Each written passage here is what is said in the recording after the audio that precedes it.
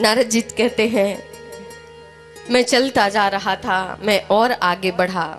नारद जी मिले किसको? सनत कुमारों को। और ये सब कथा सनत कुमारों को नारद जी सुना रहे हैं, ध्यान दीजिएगा। उसके बाद में चलता चलता सीधे वृंदावन धाम पहुंचा। मुझे कहीं भी बिल्कुल शांति नहीं मिली मन को, मैं परेशान हो गया।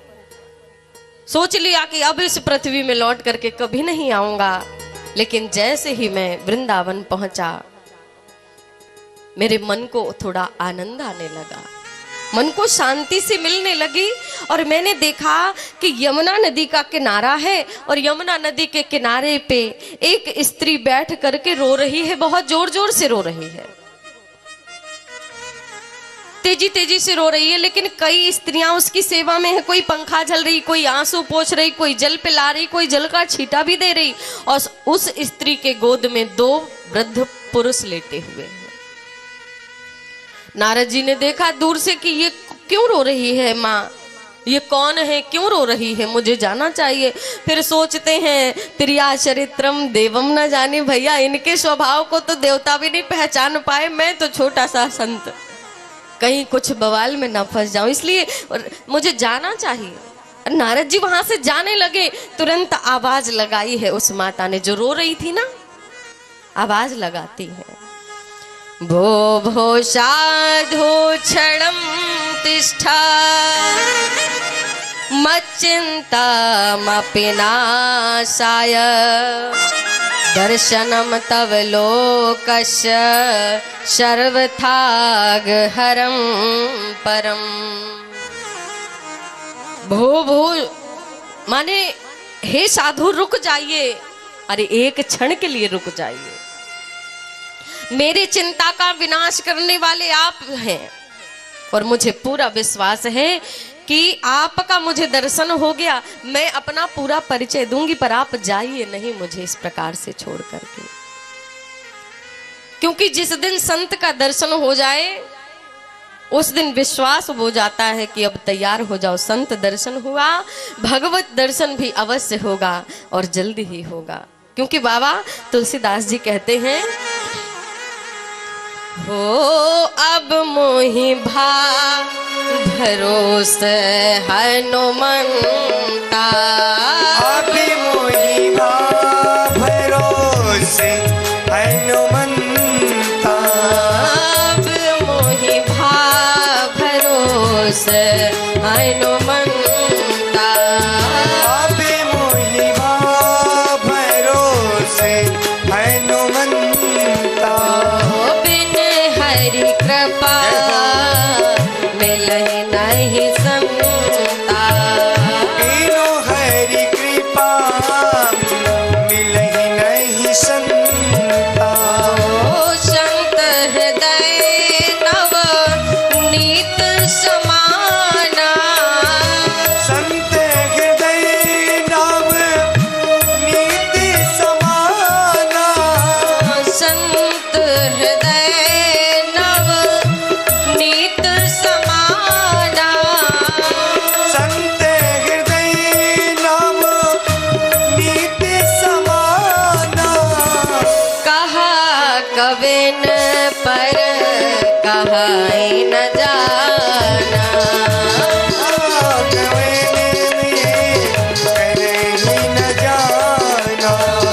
कहा कबिन पर कहाई न जाना।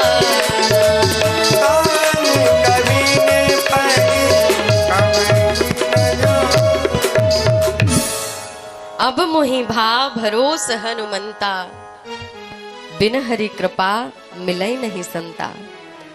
आप जैसे संत का दर्शन हो जाए, अच्छा आपको देख करके मेरा आधा दुख दूर हो रहा है। आइए तो महाराज विराजिए आप। अगर आप जैसे संत हमारे दुखों को देख करके भागने लगेंगे तो फिर हमारा क्या होगा, संसार के प्राणियों का क्या होगा। मैंने सुना है कि संतों का हृदय मक्खन जैसा होता है। संत हृदय नवनीत, नवनीत का अर्थ होता है माखन, नवनीत समाना। और आप यदि कठोर हो जाएंगे तो फिर कैसे होगा। आइए बैठिए, मैं आपका स्वागत करती हूँ। तुम तसल्ली ना दो, सिर्फ बैठे रहो। नारद जी सोच रहे थे कि मैं ढाढ़स बंधाकर तसल्ली देकर के खिसक जाऊं, लेकिन भक्ति महारानी कहती हैं तुम तसल्ली न दो, सिर्फ बैठे रहो। रंग महफिल का सारा बदल जाएगा। दुख से तपता हुआ और सताया हुआ मेरा गिरता हुआ दिल संभल जाएगा। ज्ञान वैराग्य आए मेरे होश में, मेरे बच्चों का जीवन सुधर जाएगा। जीवन मिला है भजन के लिए, प्रभु को भूला तो प्रभु से बिछड़ जाएगा। प्रभु को भूला तो प्रभु से बिछड़ जाएगा। इतना ही नहीं महाराज, आग लगी संसार में, झरझर पड़े अंगार। संत न होते जगत में तो जल जातो संसार। बोलिए संत समाज की जय हो। आप जैसे संतों से ही तो ये संसार टिका हुआ है। नारद जी ने परिचय पूछा, कौन हो?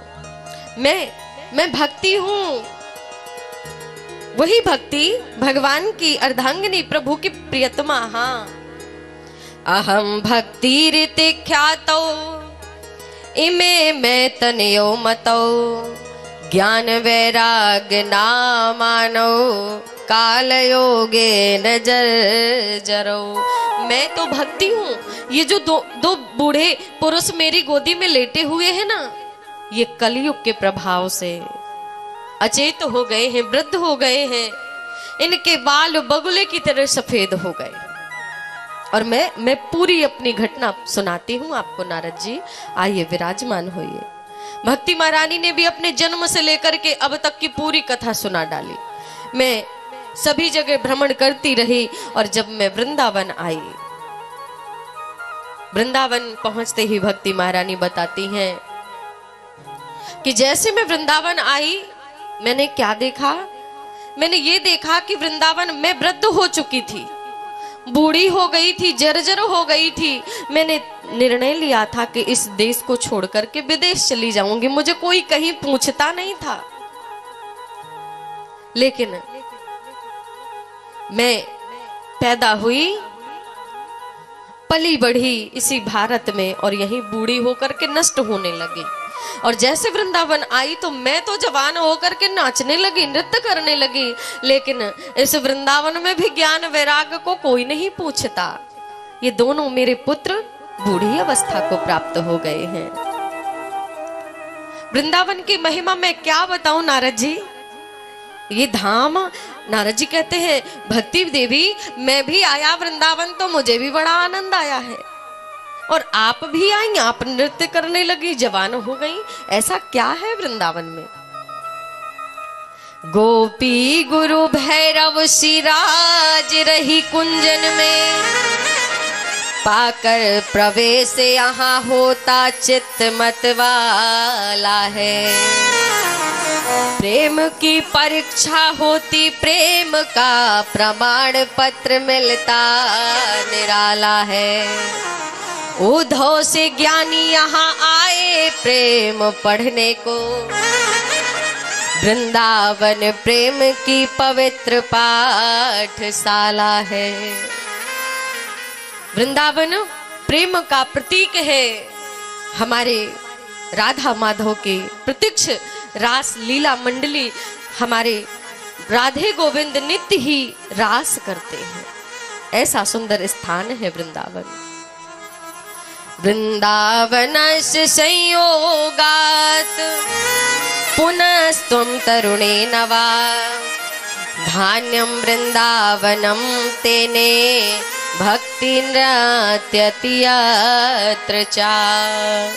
धन्य है वृंदावन। अच्छा, वृंदावन क्या है? वृंदायाः तुलस्याः वनम इति वृंदावनम। जो तुलसी का वन है वही वृंदावन है। और इतना ही नहीं, और भी महिमा गाने लगी भक्ति महारानी वृंदावन धाम की। वृंदावन को बास भलो जहाँ पास बहे यमुना पटरानी, जो जन नहाए के ध्यान धरे वैकुंठ मिले तिनको रजधानी।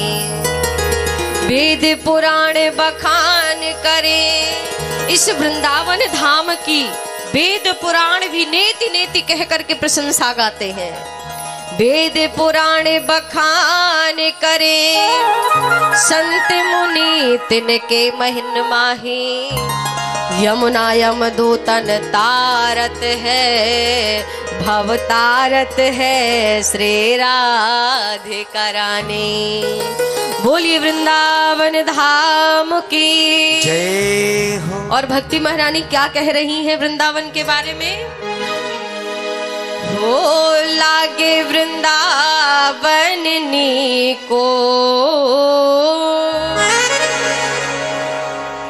लागे वृंदावन नी को, अरे मोहे लागे वृंदावन ने को। अले रे मोहे लागे वृंदावन नी को, सखी रे मोहे लागे वृंदावन ने को। सखी रे मोहे लागे वृंदावन नी को। हो लागे वृंदावन नी को, लागे वृंदावन नी को। हो लागे वृंदावन नी को, अले रे मोहे लागे जय हो। वृंदावन नी को। अली रे मोहे लागे वृंदावन नी को। बोलिए वृंदावन धाम की ताली सेवा करते हुए जय हो।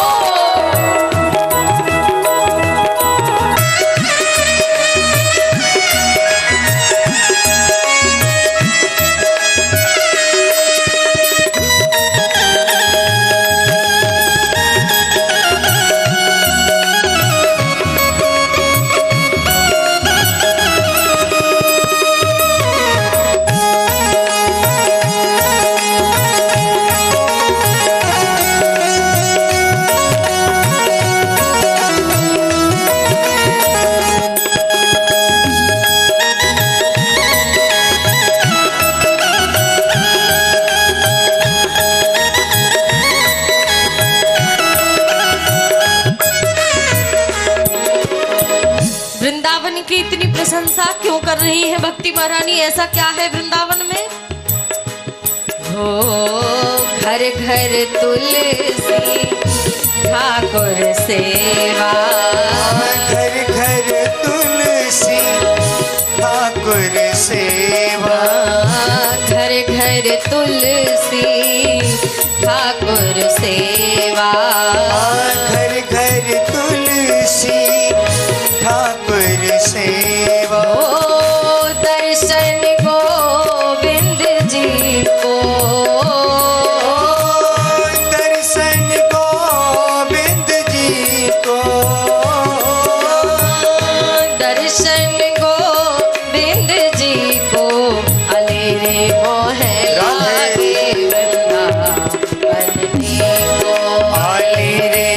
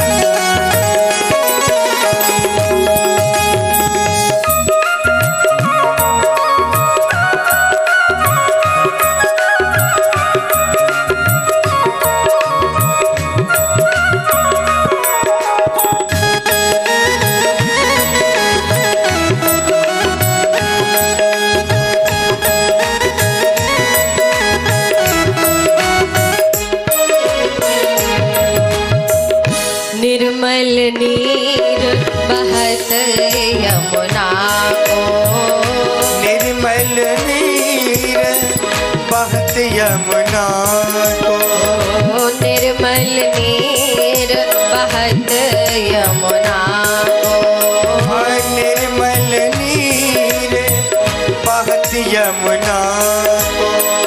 हमारा वृंदावन क्यों श्रेष्ठ है? हैं?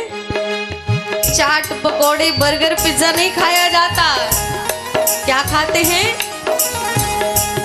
ओ भोजन दूध दही को। भोजन दूध दही को। भोजन दूध दही को। अलेरे मोहे लागे वृंदावन को। अलेरे मोहे लागे वृंदावन को। लागे वृंदावन को। लागे वृंदावन को। सखी रे मोहे लागे वृंदावन को।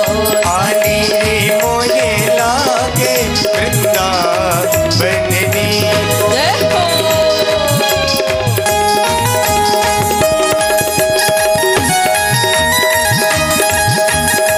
वृंदावन धाम की, राधा रानी सरकार की जय जय।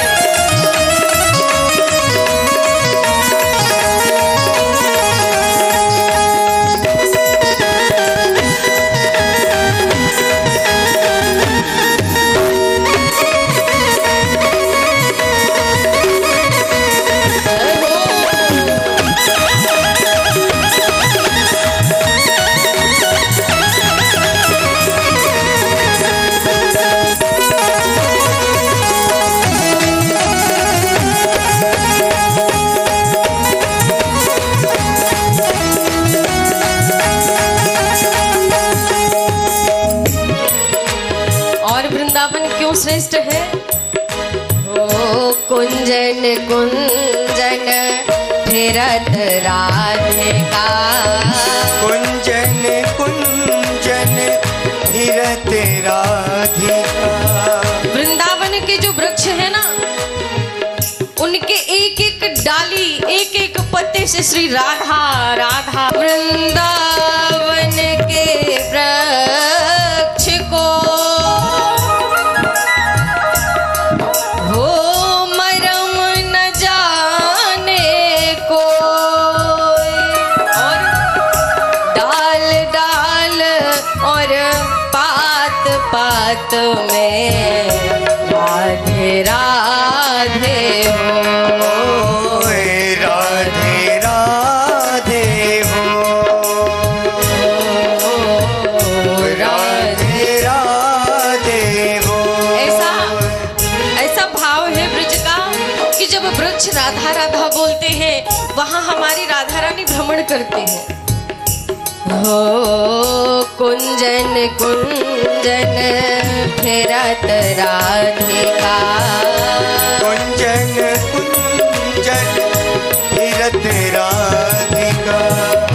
तान सुनत मुरली को।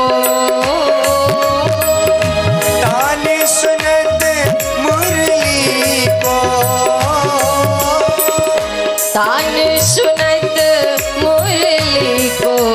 अलेरे मोहे लागे वृंदावन को। अलेरे मोहे लागे वृंदावन को। सारे मोहे लागे वृंदावन को। लागे वृंदावन को। लागे वृंदावन को। अलेरे मोहे लागे वृंदावन को। सखी रे मोहे लागे वृंदावन को। अलेरे मोहे लागे वृंदावन को।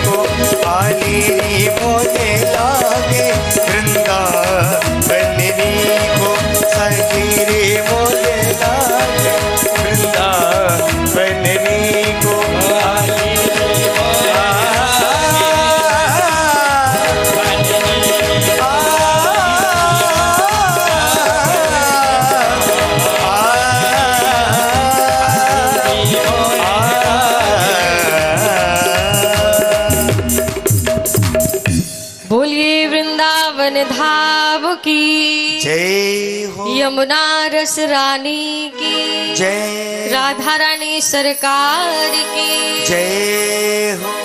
ऐसी सुंदर महिमा है। भक्ति महारानी ने अपना दुख भी बताया, ब्रज की महिमा भी बताई। नारद जी ने याद दिलाया कि भक्ति महारानी आप व्यर्थ में ही परेशान हो रही हैं। आप तो भगवान की प्रियतमा हैं और जिस घर में आप नहीं होती हैं, जब तक आप नहीं विराजती तब तक भगवान को कोई पा नहीं सकता। तो पहले आपको माना जाता है, पहले आप विराजमान होती हैं। जब तक भक्ति नहीं आएंगी तब तक हम भगवान को कैसे पहचानेंगे। आप अपना परिचय ना भूलें। भक्ति महारानी से काफी देर वार्तालाप हुई नारद जी महाराज की। अंततः नारद जी ने कहा, मैं वचन देता हूं। देवी आप रोए नहीं, आपका दुख यही है ना कि मैं जवान हूं। अच्छा, माँ जवान हो, बेटे बूढ़े हो, तो इससे बड़ा दुख क्या हो सकता है। आप इसीलिए रो रही हैं ना कि माँ भक्ति महारानी जवान है और दोनों बेटे बूढ़े हैं। ज्ञान और वैराग्य त्वदा ना हरेर दासो लोके त्वाम ना प्रवर्तये। नारद जी कहते हैं, मैं हरि का दास नहीं, जब तक आपको मैंने जन जन में एक एक भक्त के हृदय में ना विराजमान कर दूं तो मैं भी ब्रह्मा पुत्र नारद नहीं। ऐसा वचन दे दिया और निकल पड़े। अब भैया जहां संत जन बैठे, नारद जी को कोई देख लेते तो कुछ तो गुफाओं में घुस जाते। नारद आ रहे हैं, अरे ऐसा अटपटा प्रश्न कर रहे हैं कि भक्ति का दुख कैसे दूर हो। भैया हम कह रहे हैं कि दुर्गा सप्तशती का पाठ कराओ, सुंदर कांड कराओ, हनुमान चालीसा का पाठ करो, ये करो वो करो, लेकिन संतोषजनक उत्तर किसी ने अभी तक नहीं दिया। अच्छा, कुछ तो समाधि में बैठे होते और कुछ नारद जी को देख करके झूठे ही आंख बंद करके बैठ जाते। नारद जी सभी जगह भ्रमण करते करते अब नारद जी कह रहे हैं कि सनत कुमारों, अब मेरी भेंट आप से हुई है। इतनी देर से मैं भटक रहा था और आप पूछ रहे थे कि क्यों उदास हो। पूछा था ना कि कौन सा धन लुट गया है, इतना चेहरा क्यों उदास है। तो मेरे मुखमंडल में जो उदासी है, मेरी उदासी का कारण और कोई नहीं, बस यही है कि मैंने वचन दे दिया भक्ति महारानी को और मेरा वचन अधूरा रह जाएगा, क्योंकि कोई संत मुझे उपाय नहीं बता पा रहा है। अब आप मिले हैं, आप बताइए मैं क्या करूं। मैंने वेद वेदांत सभी कुछ सुना डाला, वेद के मंत्रों को मैंने सुना है। नारद जी महाराज कह रहे कि वेद के मंत्रों को यदि सिद्ध कर लिया जाए तो महाराज साक्षात भगवान का दर्शन हो जाता है।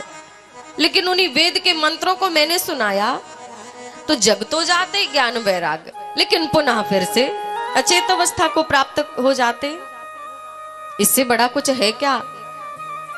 तब यहां पर सनत कुमार कहते हैं, नारद जी आप बिल्कुल भी परेशान ना हो। बड़े भाग्य से सत्संग होता है और हमारा आपका सत्संग हुआ। अब हम सब मिलकर के आपको श्रीमद् भागवत कथा कराने के लिए प्रेरित कर रहे हैं। भागवत से क्या होगा। नारद जी कह रहे, मैं इतनी देर से, मैं कितने दिनों से उन्हें वेद वेदांतों की ध्वनि सुना रहा हूँ, गीता पाठ ना जाने क्या क्या सुना डाला, ये भागवत सुन के क्या मिल जाएगा। बोले यही तो बताना चाह रहे हैं आपको। अच्छा,